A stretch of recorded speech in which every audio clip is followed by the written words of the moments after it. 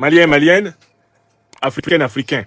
Point d'actualité supplémentaire sur le scandale de la communication politique de la CEDEAO, capturée, mise en esclavage par la France-Afrique à travers son vassal en chef en Afrique de l'Ouest, Alassane Dramane Ouattara.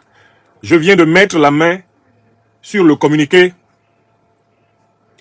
officiel sorti par la CEDEAO à l'issue de ses travaux du 4 décembre 2022. Et il y a quelque chose qui m'a frappé. C'est que dans le communiqué officiel de la CEDEAO, publié à l'issue de ses travaux du 4 décembre 2022, nulle part il n'est mentionné un ultimatum donné au Mali pour le 1er janvier 2023 pour la libération des mercenaires de Wagner.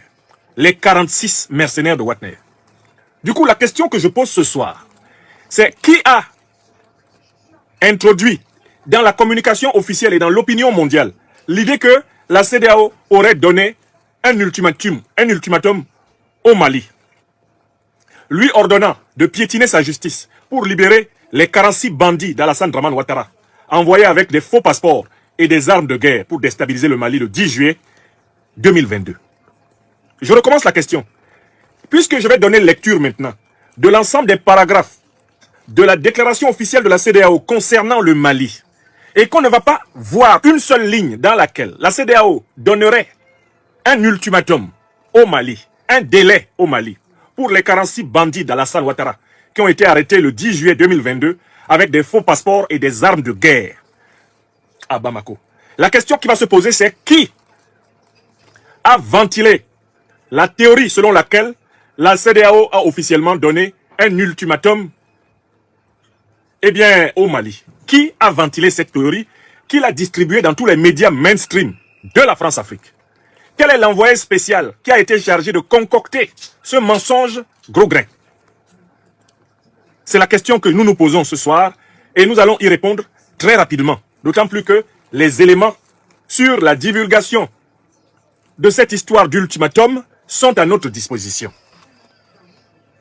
Oui, Alassane Dramane Ouattara et tout le système mafieux de la France-Afrique ont détourné, confisqué, déformé, ils ont récupéré, ils ont en réalité avili la communication de la CEDEAO.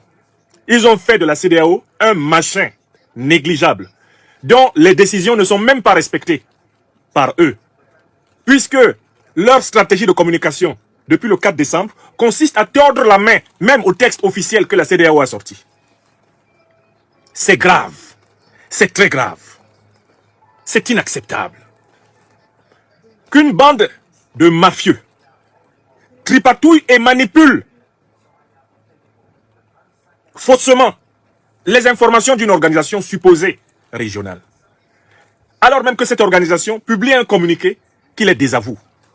Un communiqué qui ne confirme pas leur rodomontade, leur bilevaisé, leur baliverne.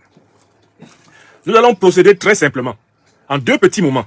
Vous êtes maintenant 1500 personnes à suivre cette émission. N'oubliez pas d'appuyer sur le pouce levé sous la vidéo et de la partager une fois, pour que vous ne soyez pas les seuls à être au courant de ce énième scandale de la CEDEAO et de la France-Afrique, dont le contremaître absolu en Afrique de l'Ouest, Alassane Dramane Ouattara, n'hésite jamais à emprunter les chemins du mensonge, de la violence, de la ruse et de l'indignité pour atteindre ses misérables fins. Écoutez-moi bien. Je m'en vais de ce pas ouvrir le texte du communiqué de la CEDEAO. C'est un texte qui tient 12 pages. Je ne vais pas vous lire toutes les 12 pages de ce texte. Mais je vais en profiter pour vous rappeler qui était là-bas et dans quel ordre ils ont été cités à la CEDEAO. Les soi-disant, les chefs d'État suivants ou leurs représentants dûment mandatés ont participé au sommet. Le premier à être cité, Alassane Ouattara, Côte d'Ivoire. Adama Barrow, Gambie. Nana Addo Dankwa, Akufo Addo, Ghana. Umaro Sissoko Embalo, Guinée-Bissau. Muhammadu Buhari, Nigeria. Macky Sall, Sénégal. Julius Maada Bio, République de Sierra Leone. Faure Esozimna, Nyasingbe, Togo. Julien Agbenonsi, représentant le Bénin, il est ministre des Affaires étrangères. Dr Rui Alberto de Figueiredo Soares, ministre des Affaires étrangères représentant la République du Cabo Verde. Youssouf Mohamed El Mouktar, ministre des Affaires étrangères et de la coopération de la République du Niger. Henry B. Fanboule, ministre adjoint des Affaires étrangères de la République du Libéria. Voilà ceux qui étaient là-bas. Ceux qui étaient là-bas, la liste se complète. Un certain M.